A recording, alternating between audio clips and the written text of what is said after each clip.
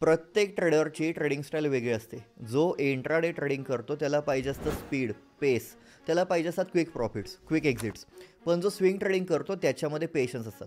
तो एखादी पोझिशन बनवतो, 1-2 आठवडे होल्ड करतो, त्यामधून प्रॉफिट घेतो आणि मग तो एक्झिट करतो. आता जे पोझिशनल ट्रेडर्स असतात त्यांना नॉईजशी घेणं देणं नसतं. जे छोट्या टाईम फ्रेमला गोष्टी चालल्या आहेत इंट्राडे लेवलला त्याच्याशी त्यांना घेणं देणं नसतं. ते काय करतात, एखादी पोझिशन बनवतात, 1-2 महिना तो ट्रेड होल्ड करतात, 3 महिने 4 महिन्यापर्यंतही होल्ड करतात आणि तो एक्झिट करून टाकतात.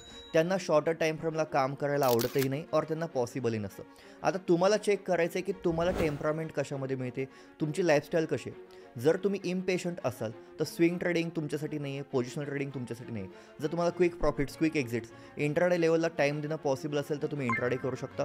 और तुम्हाला इंट्राडे लेवलला म्हणजे थोडक्यात डेली टाईम देणं पॉसिबल नसेल, तुम्ही स्विंग ट्रेडिंग करू शकता, पोझिशनल ट्रेडिंग करू शकता. दुसरे काय करतायत ते पाहू नका. तुमच्या लाईफस्टाईलला, तुमच्या रुटीनला कुठली ट्रेडिंग स्टाईल सूट होती ते चेक करा आणि मग त्यामध्ये तुम्ही इम्प्रूव्ह होत जा.